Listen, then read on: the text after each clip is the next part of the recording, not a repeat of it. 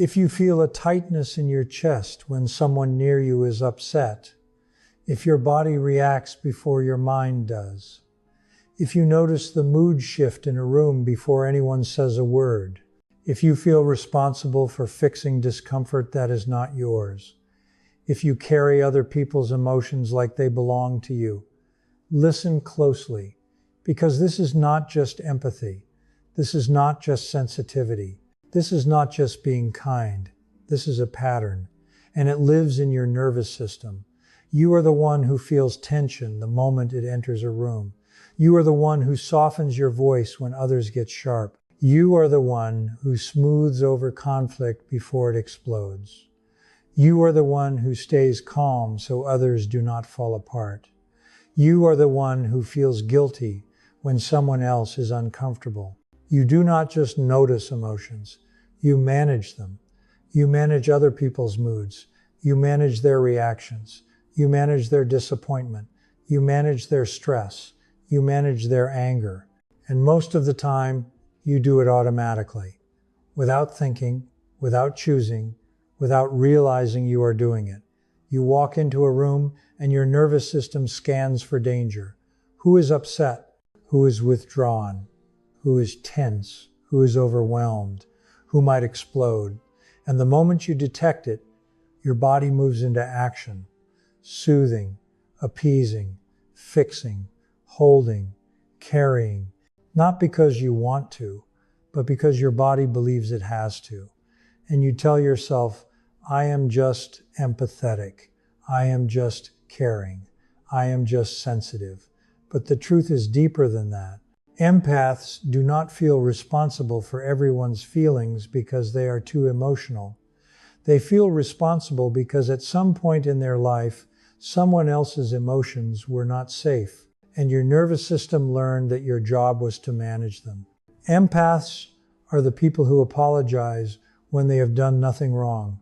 They are the ones who feel bad when someone else is in a bad mood. They are the ones who feel guilty for needing rest, guilty for needing space, guilty for saying no, guilty for choosing themselves, guilty for having needs at all.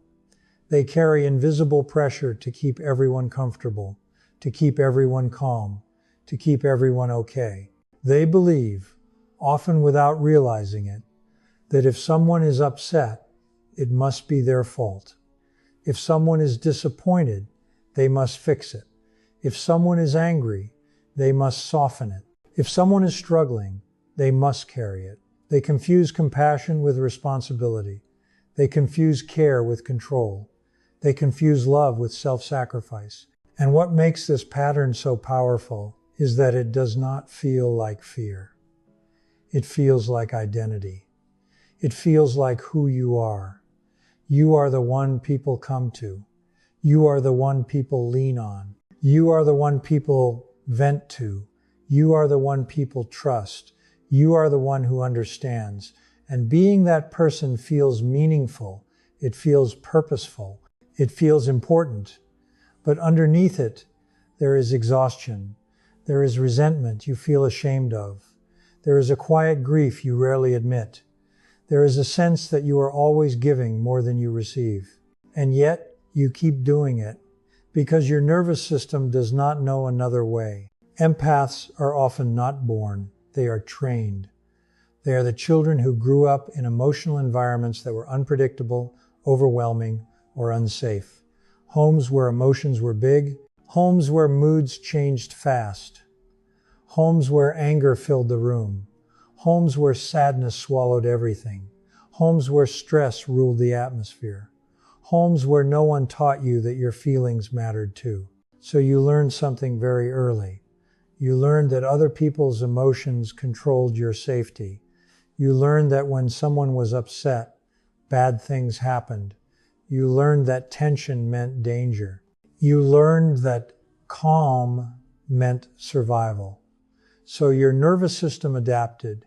You became observant. You became intuitive. You became emotionally intelligent. You became attuned. You learned how to read facial expressions.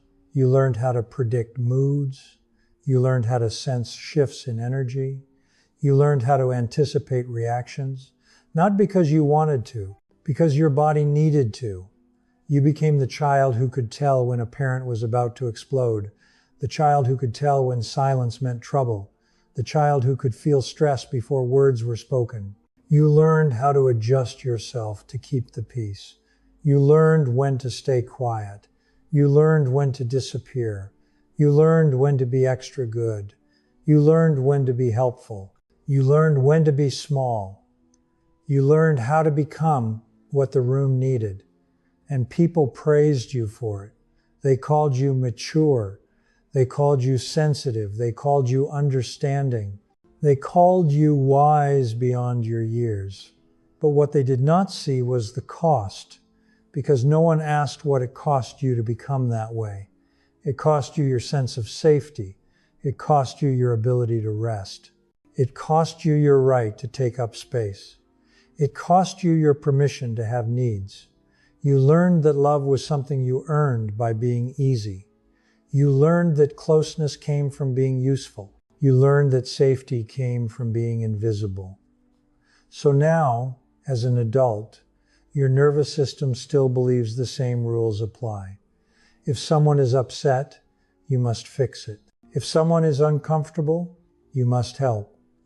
If someone is disappointed, you must carry it. If someone is struggling, you must sacrifice. Because once upon a time, that strategy kept you safe. Your empathy is not just emotional, it is biological. Your nervous system is wired for hyper-awareness. It is constantly scanning for threat, constantly monitoring emotional shifts, constantly reading the room. This is called hypervigilance. But it does not feel like fear. It feels like intuition. It feels like being perceptive. It feels like being aware. It feels like being emotionally intelligent. But underneath it is a nervous system that learned it had to stay alert to survive. When you walk into a room, your body checks for danger before your mind does. When someone raises their voice, your heart rate changes. When someone withdraws, your stomach tightens. When someone is disappointed, your chest feels heavy. Your body reacts because it remembers. It remembers what it was like when someone else's emotions controlled your world. It remembers what it was like when tension meant punishment. It remembers what it was like when anger meant fear. It remembers what it was like when sadness meant neglect. So now, even in safe environments, your nervous system still acts like you are responsible for keeping everyone okay. Not because you are broken, because you are trained. There is a grief that lives inside many empaths that they rarely allow themselves to feel. It is the grief of the child who never got to be a child. The grief of the child who had to grow up too fast. The grief of the child who learned that their role was to hold the family together. The grief of the child who learned that their feelings came last. It is the grief of being needed more than you were nurtured. It is the grief of being relied on more than you were protected. It is the grief of being praised for your strength when all you wanted was comfort. You learned to be strong before you learned to be safe. And now you carry a deep exhaustion that no amount of rest seems to touch. Because what you are tired from is not work. It is responsibility. Responsibility that was never yours. At some point, this adaptation stopped being something you did and became something you are. You stopped seeing yourself as someone who manages emotions. You started seeing yourself as the one who should. You became the responsible one, the reliable one, the stable one, the one who holds it together. And because this identity brought you connection, you learned to protect it. You learned that people valued you when you were helpful. You learned that people stayed when you were supportive. You learned that people needed you when you were strong. So your nervous system built a belief. If I stop carrying others, I will lose love. If I stop fixing, I will be abandoned. If I stop managing emotions, I will be alone. So even when it hurts, you keep doing it. Even when you are exhausted, you keep showing up. Even when you are overwhelmed, you keep listening. Even when you need support, you stay strong. Because your body still believes your worth comes from what you carry. When you feel responsible for everyone's feelings, you slowly disappear. You stop asking what you need. You stop honoring your limits. You stop listening to your body. You stop trusting your exhaustion. You ignore your own discomfort because someone else's matters more. You swallow your anger because it might upset someone. You hide your sadness because others need you strong. You silence your needs because they feel like a burden. And over time, your nervous system becomes overloaded. You feel chronically tired. You feel emotionally drained. You feel disconnected from yourself. You feel resentful but ashamed of it. You feel like you are always giving and never receiving. And you tell yourself, this is just who I am. But who you are is not someone who exists to carry everyone else. Who you are is someone who learned to survive. Your empathy is not weakness. It is intelligence. It is the intelligence of a nervous system that learned how to read complex emotional environments. It is the intelligence of a child who figured out how to stay safe. It is the intelligence of someone who adapted beautifully to impossible circumstances. But adaptation is not identity. Just because your nervous system learned a pattern does not mean you are meant to live inside it forever. You were not born to carry everyone. You were trained to, and training can be unlearned. There is a moment in healing where you realize something painful. You realize that you were not just kind. You were coping. You realize that your sensitivity was not just a gift, it was protection. You realize that your emotional awareness was not just intuition, it was vigilance. And with that realization comes grief. Grief for the child who never got to be held. Grief for the child who learned to be the strong one. Grief for the child who learned that love came with conditions. Grief for the version of you that never got to rest. This grief is not weakness, it is truth. And letting yourself feel it is how your nervous system finally begins to release what it has been holding. You are not responsible for regulating other adults. You are not responsible for fixing everyone's discomfort. You are not responsible for managing emotions that are not yours. Other people's feelings belong to them. Your job is not to carry them. Your job is to honor yourself. Empathy does not require self-abandonment. Compassion does not require self-sacrifice.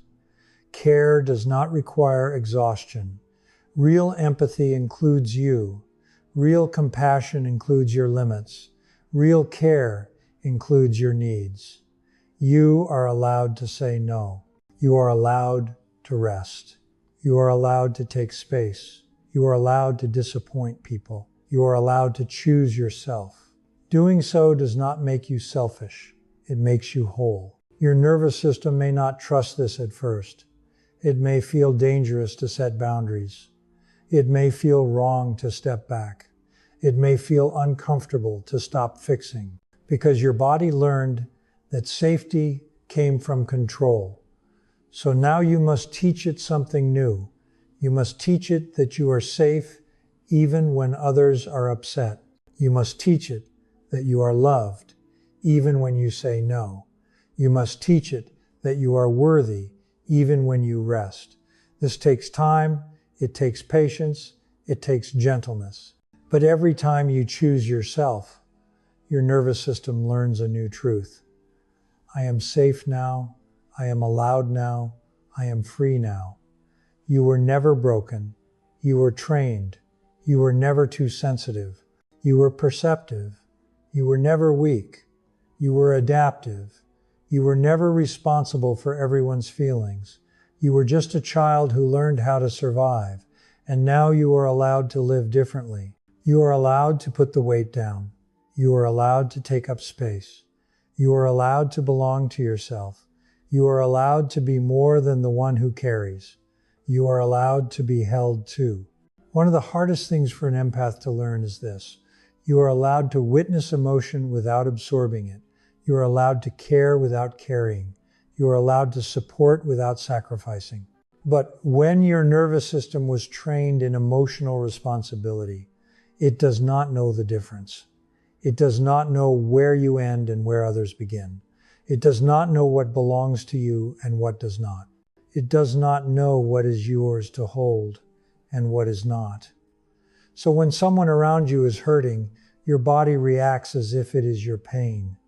When someone is angry, your body feels like it is in danger. When someone is disappointed, your body feels like it failed. This is not because you are weak. It is because your boundaries were never protected. As a child, you did not get to have emotional separation. You did not get to say, "That is not mine." You did not get to leave the room when things were overwhelming. You did not get to opt out of other people's storms. So your nervous system learned that other people's feelings were your responsibility. Now, as an adult, you are learning something new. You are learning that you are allowed to step back. You are learning that you are allowed to observe instead of absorb. You are learning that you are allowed to stay grounded in your own body. This is not coldness. This is health. When you start setting boundaries, guilt often rises immediately.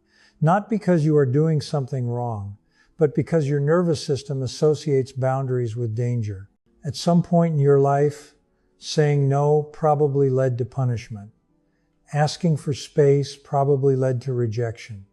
Having needs probably led to conflict. So now, when you protect yourself, your body reacts as if you are doing something unsafe. It tells you you are being selfish. You are hurting people. You are disappointing them. You are being unkind. But underneath that guilt is fear. Fear of losing connection. Fear of being abandoned. Fear of being seen as difficult. Fear of being unloved. Your nervous system still believes that love must be earned through self-sacrifice. So when you stop sacrificing, it panics. This does not mean you are doing something wrong. It means you are doing something new. True empathy is the ability to feel with someone. Enmeshment is the inability to feel separate from them. Empathy says, "I see you. I care about you. I am here with you." Enmeshment says, "I must fix this or I am unsafe." Empathy stays grounded. Enmeshment loses itself. Empathy has boundaries. Enmeshment dissolves them. Empathy allows you to stay present in your own body. Enmeshment pulls you into other people's emotional worlds. Many empaths were never taught this difference. They were taught that love means merging, that closeness means overgiving, that connection means self-abandonment. So now, learning healthy empathy feels unfamiliar. It feels distant. It feels cold. It feels wrong. But it is not. It is simply safe. Your healing does not begin in your mind. It begins in your body. It begins when your nervous system learns that it no longer has to stay on high alert, that it no longer has to scan for danger, that it no longer has to manage everyone. This happens slowly. It happens when you pause before fixing. It happens when you breathe before rescuing. It happens when you notice your urge to intervene and choose to stay still. It happens when you let someone be disappointed. It happens when you let someone be uncomfortable. It happens when you let someone handle their own emotions. And you stay. You stay with yourself. You notice your racing heart. You notice your tight chest. You notice your urge to soothe. You notice your urge to explain. You notice your urge to take responsibility. And instead of acting on it, you breathe. You tell your body, "I am safe now. This is not my job. I do not have to carry this." Over time, your nervous system learns. It learns that you can survive disappointment. It learns that you can survive conflict. It learns that you can survive being misunderstood. It learns that you no longer have to be the emotional caretaker. Many empaths carry unexpressed anger, not explosive anger, quiet anger, buried anger, unspoken anger, anger that had no place to go. As a child, anger was probably not safe.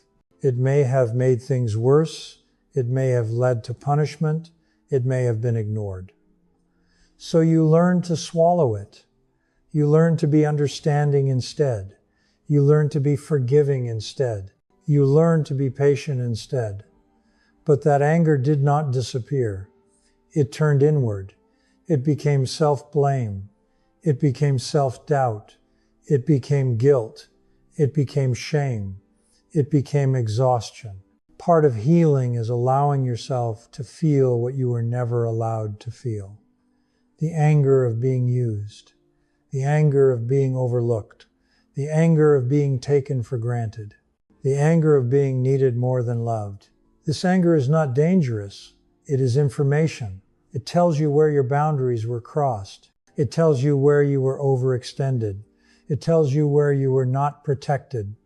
Listening to it helps you protect yourself now. You were taught rules that no longer serve you.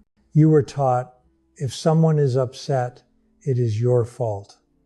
If someone is disappointed, you must fix it. If someone is struggling, you must carry it. If someone is hurting, you must sacrifice. These rules kept you safe once. They do not anymore. Now you get to write new ones. I can care without carrying. I can love without losing myself. I can support without abandoning myself. I can be kind without betraying myself. I am allowed to have limits. I am allowed to say no. I am allowed to change my mind. I am allowed to choose what is right for me. These rules are not selfish. They are necessary. For a long time, you were the one who protected everyone else. You were the emotional shield, the peacekeeper, the stabilizer, the anchor. But no one taught you how to protect yourself. So now, you become that person. You become the one who notices when you are overwhelmed. You become the one who leaves when your body says enough. You become the one who rests when you are tired. You become the one who listens to your own needs. You become the safe place you never had. This is not abandoning others. It is finally choosing yourself. There is an identity that many empaths cling to, the strong one, the reliable one, the one who holds everything together. Letting go of this identity can feel terrifying. Who am I if I am not the caretaker? Who am I if I am not the fixer? Who am I if I am not the emotional support?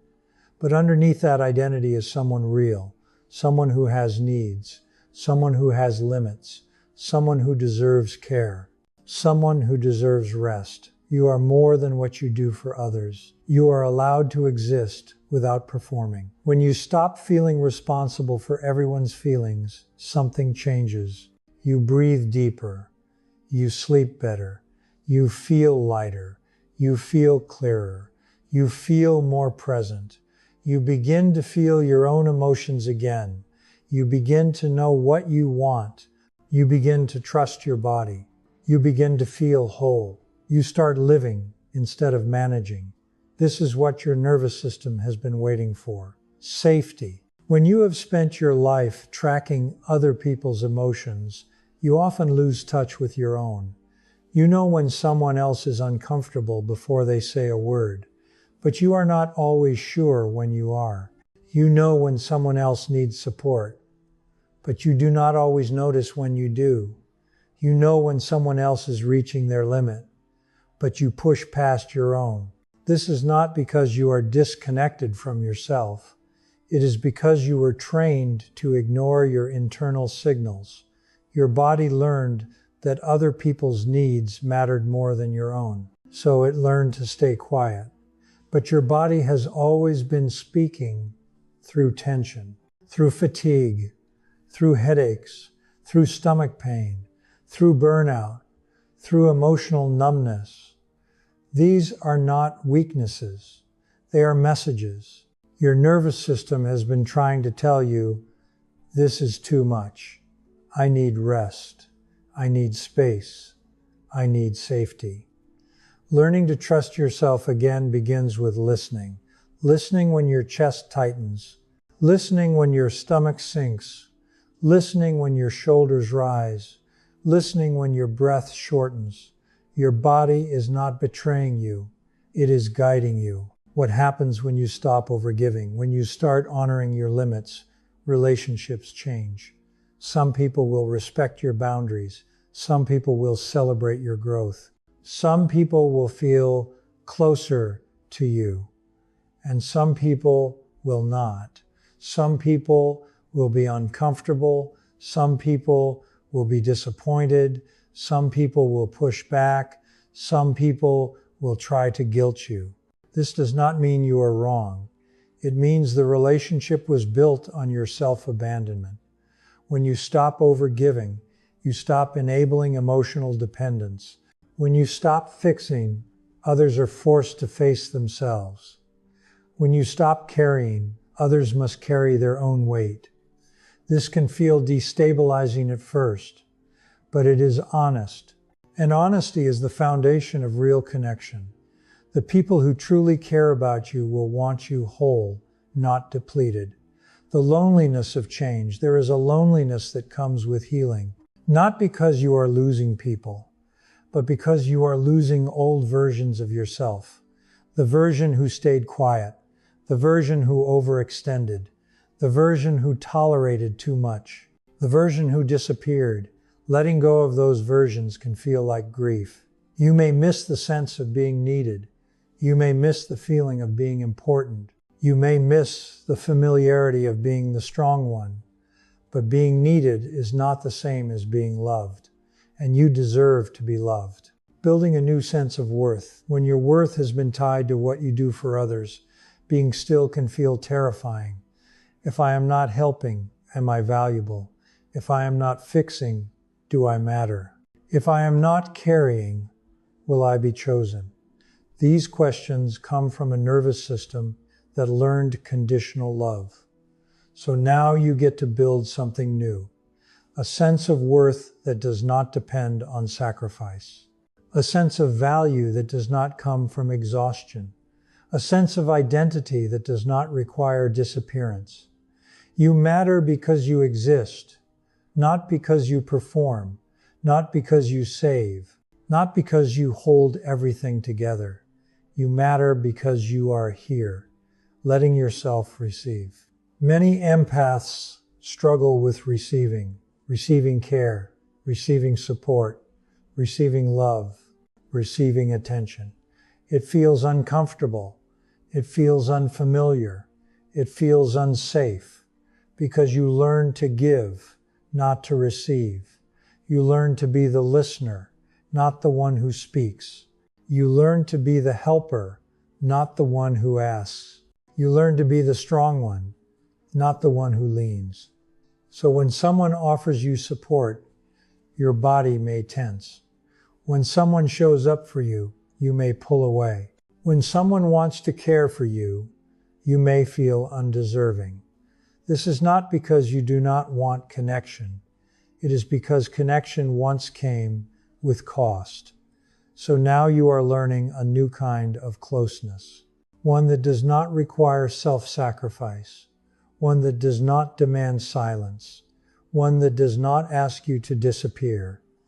You are allowed to be held now, choosing yourself without guilt. Choosing yourself will feel wrong at first.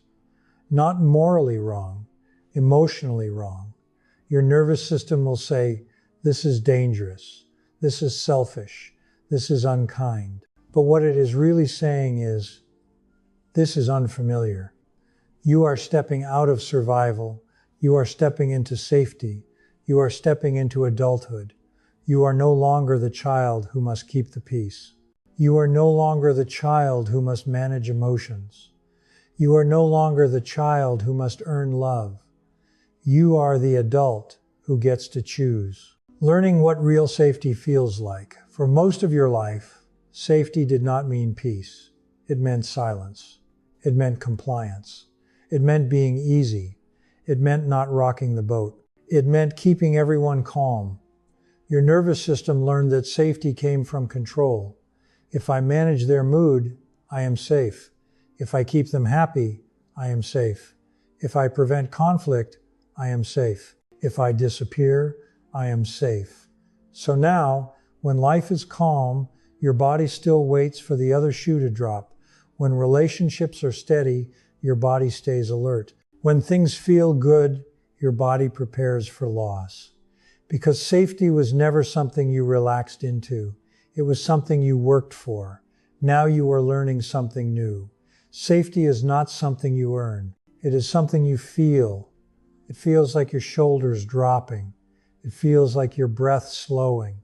It feels like your jaw unclenching. It feels like your chest softening. It feels like being able to say no without panic. It feels like resting without guilt. It feels like being honest without fear. It feels like not having to manage the room. This is what your nervous system has been searching for your whole life. The difference between peace and suppression. Many empaths confuse peace with quiet. But quiet is not always peaceful. Sometimes it is just suppressed. You learn to keep things calm by swallowing your truth. You learn to keep things stable by hiding your needs. You learn to keep things smooth by abandoning yourself. That is not peace. That is survival. Real peace does not require you to disappear. Real peace does not require you to perform.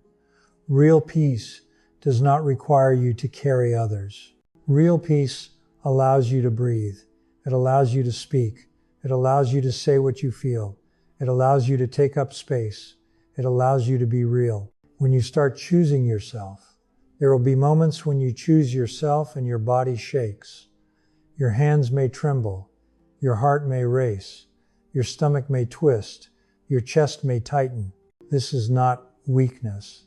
This is your nervous system releasing an old rule. The rule that said your needs were dangerous. The rule that said your voice was a problem. The rule that said your boundaries would cost you love. Every time you choose yourself, your body rewrites that story. I can say no and survive. I can disappoint and still be loved. I can rest and still belong. This is how safety is rebuilt. Learning that you are not too much, many empaths carry a deep belief. I am too much, my feelings are too much, my needs are too much, my presence is too much. So you learn to shrink. You learn to take up less space. You learn to ask for less. You learn to want less. You learn to need less. But you were never too much. You were surrounded by people who had too little capacity. You were a child with normal needs in an environment that could not hold them. So now, part of healing is letting yourself expand again, letting yourself speak, letting yourself ask, letting yourself want, letting yourself need. You are allowed to be here fully, reclaiming your voice. There is a voice inside you that learned to stay quiet, the voice that wanted to say, "This hurts." The voice that wanted to say, "This is not okay."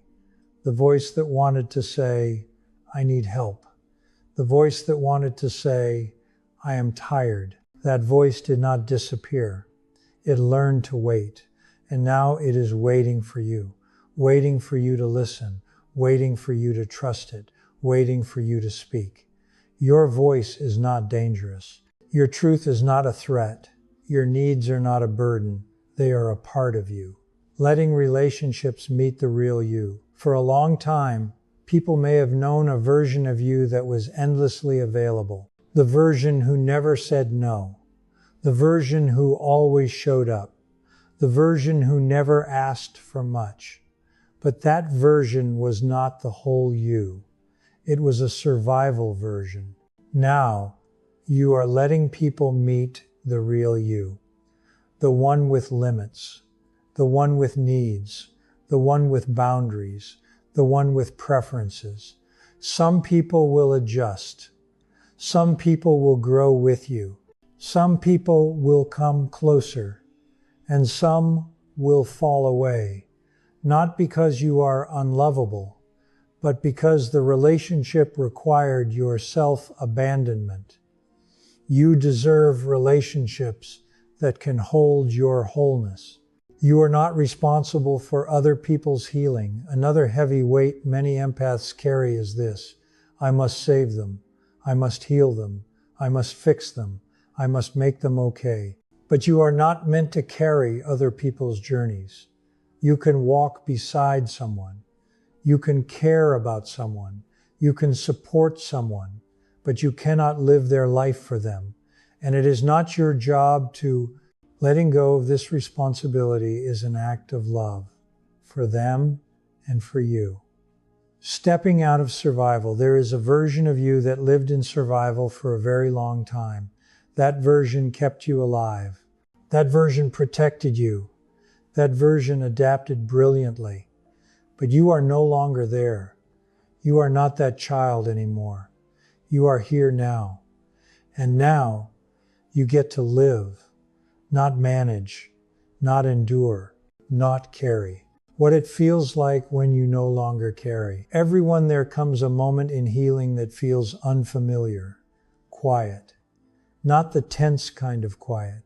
Not the waiting for something to go wrong kind of quiet. Not the holding your breath kind of quiet. But a quiet that feels spacious. You notice that your body is not bracing. You notice that your jaw is not clenched. You notice that your shoulders are not lifted. You notice that your stomach is not tight. You realize you are not scanning the room. You are not tracking everyone's mood. You are not preparing to fix anything. You are just here. And for the first time, your nervous system begins to understand that nothing bad is about to happen. This is what peace feels like. When you stop living in reaction. For most of your life, you have lived in reaction, reacting to other people's emotions, reacting to tension, reacting to disappointment, reacting to stress. Your body learned to move before you thought, to soothe before you chose, to fix before you asked if it was yours to fix. Now you are learning how to respond instead. You pause. You breathe, you notice, you choose. You ask yourself, is this mine? Is this my responsibility? Is this something I want to carry? And sometimes the answer is no. And that no is not cruel, it is clarity. Learning to stay with yourself, one of the most powerful skills you can build is this: staying with yourself when other people are uncomfortable. Not rushing in, not explaining, not fixing, not rescuing, just staying. Feeling your feet on the floor, feeling your breath in your chest, feeling your body in the room, letting other people have their feelings.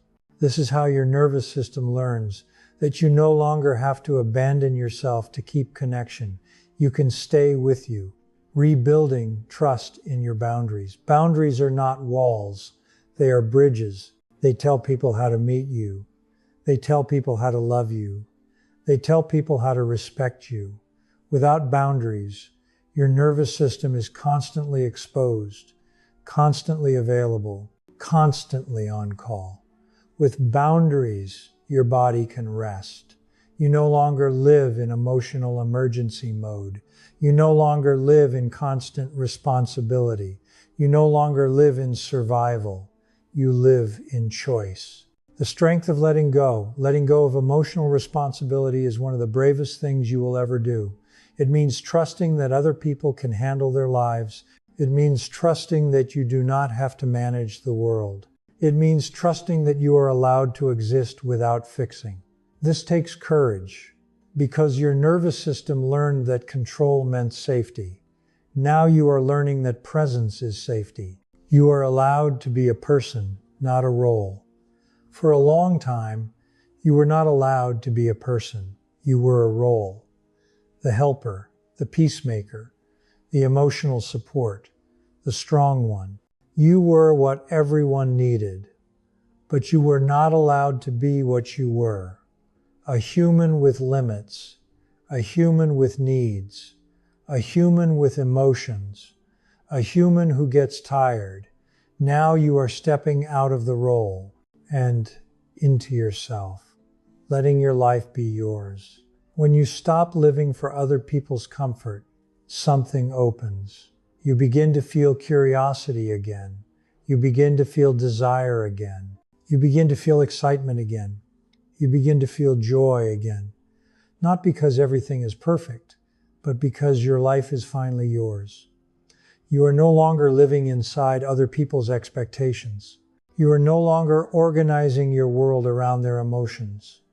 You are no longer measuring yourself by how much you give.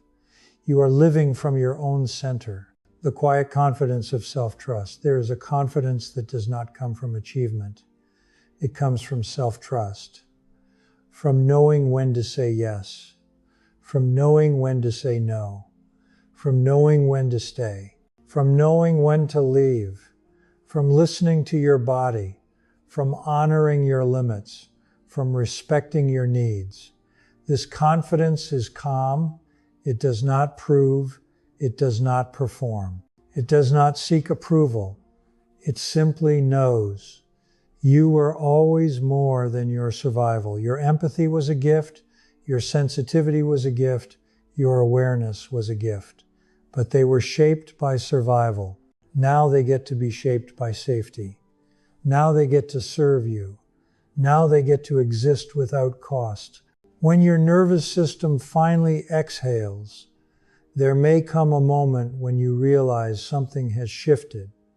Not dramatically, not loudly, not in a way anyone else can see, but inside your body. You notice that you are not tense when someone is upset. You notice that you are not rushing to fix. You notice that you are not scanning for danger. You notice that your breath stays steady. Your chest stays open. Your body stays grounded. And for the first time, your nervous system realizes something important. I am not in trouble. I am not responsible. I am safe. This is not indifference. This is freedom. Learning to let people feel their feelings. There is a deep shift that happens when you stop intervening, when you stop smoothing, when you stop rescuing, when you stop buffering discomfort. You begin to see something clearly. Other people are capable. They are capable of feeling sadness. They are capable of feeling disappointment. They are capable of feeling frustration. They are capable of handling their own emotions, and you are allowed to let them. Letting someone feel is not cruelty. It is respect. It says, I trust you. I trust your strength. I trust your capacity. You do not need to save people from their own growth. What it means to finally be on your own side. For a long time, you stood on everyone else's side. You defended them. You understood them. You gave them grace. You made space for them, even when they hurt you, even when they crossed your boundaries, even when they took too much.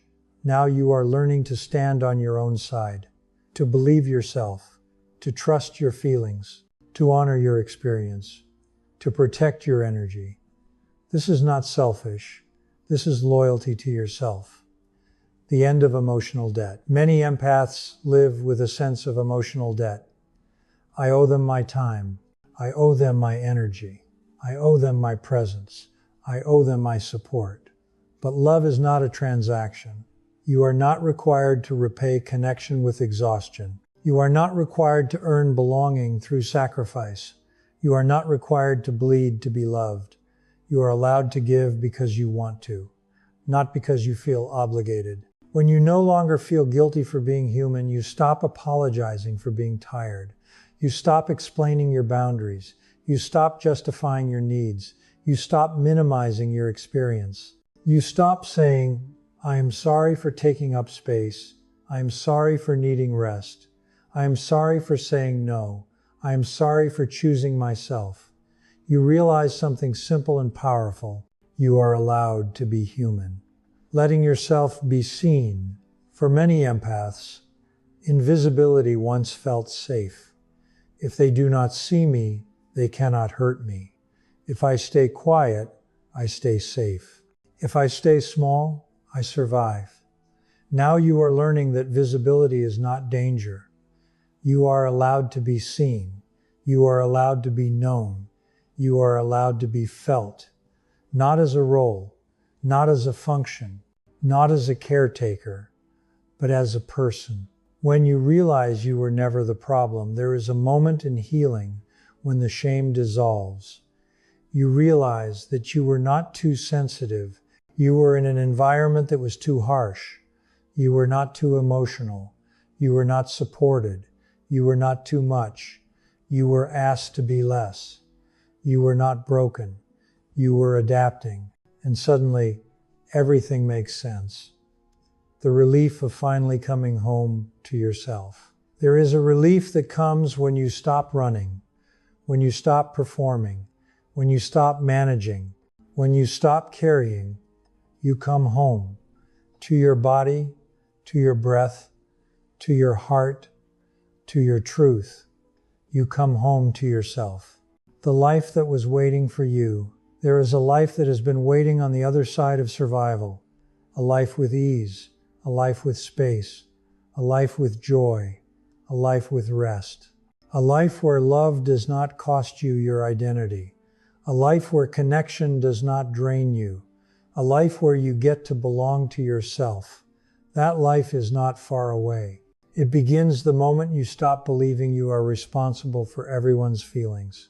When you stop measuring your worth by how much you give. For a long time, your value was measured by your usefulness. How much you helped, how much you listened, how much you sacrificed, how much you carried. You learned to feel worthy when you were needed. You learned to feel important when someone depended on you. You learned to feel loved when you were indispensable. So when you stop overgiving, it can feel like you are losing your place in the world. Who am I if I am not the one everyone leans on? Who am I if I am not the emotional anchor? Who am I if I am not the one who holds everything together? But your worth was never meant to be transactional. You were not born to earn your place through exhaustion. You were not born to prove your value through sacrifice. You were not born to disappear so others could feel comfortable. You are worthy because you exist. And that truth does not need to be justified. Learning that you do not have to be earned. Many empaths believe, deep down, that love is conditional. That love is something you earn by being good, by being kind, by being easy, by being useful. So when you stop performing, fear arises. If I stop giving, will they leave? If I stop fixing, will they stop loving me? If I stop carrying, will I be forgotten? But love that requires your self-abandonment is not love. Real love does not ask you to disappear. Real love does not require you to bleed. Real love does not demand that you betray yourself. Real love meets you where you are, and you are allowed to expect that. The courage of being honest. There is a bravery in saying what you actually feel, in saying, I am tired, in saying, I cannot take this on, in saying, I need space, in saying, this is too much for me. For someone who learned that honesty was dangerous, this can feel terrifying. But honesty is not destruction, it is clarity. It allows the right people to come closer. It allows the wrong dynamics to fall away. It allows you to build relationships that are real. You are no longer hiding to survive. You are revealing to live. When your body stops bracing for impact, there is a moment in healing when your body stops preparing for disaster. You notice that you are not constantly tense.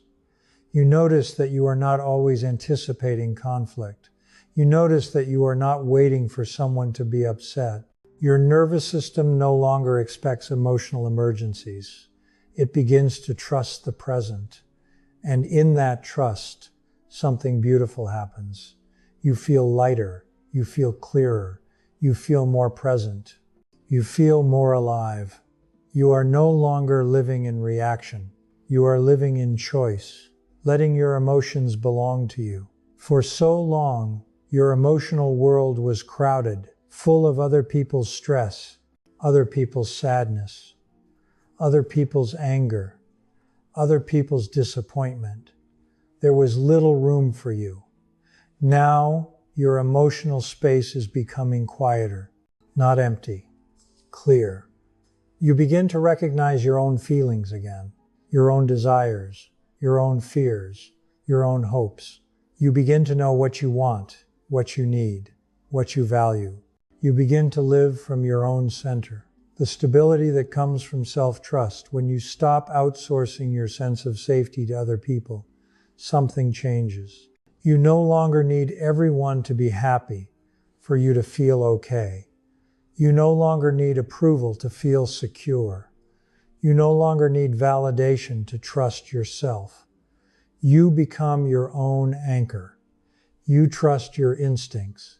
You trust your boundaries. You trust your decisions.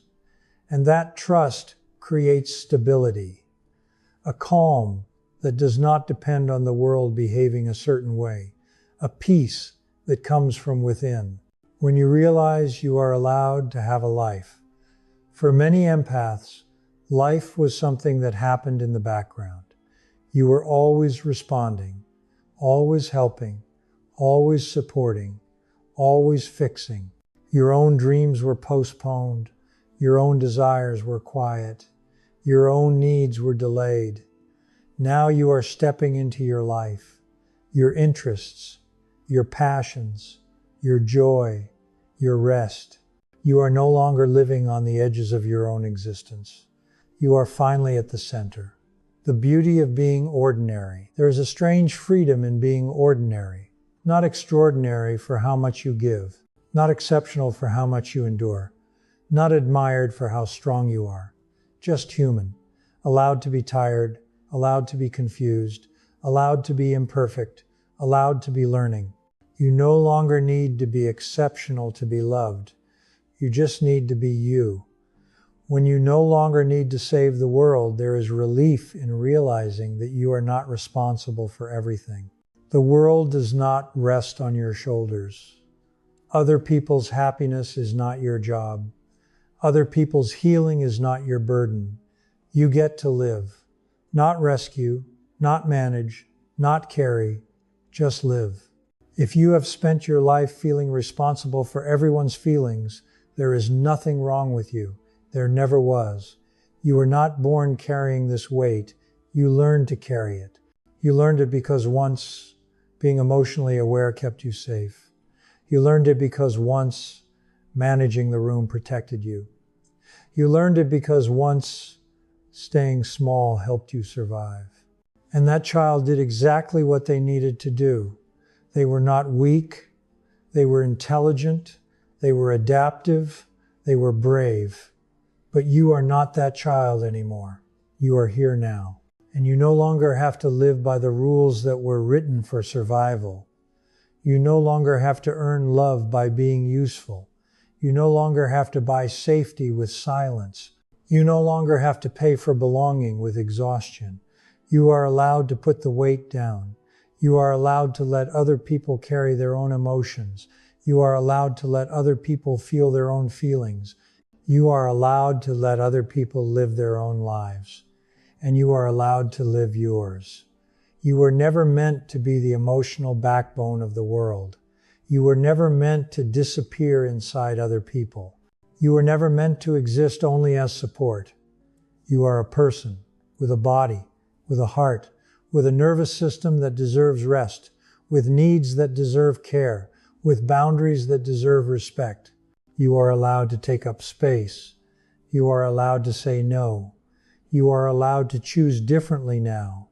You are allowed to choose yourself, not because you are selfish, but because you are finally safe. You were never broken. You were trained. And now you get to decide who you become. You get to be the one who protects you. You get to be the one who listens to you. You get to be the one who chooses you. You get to come home to yourself. And this time, you get to stay.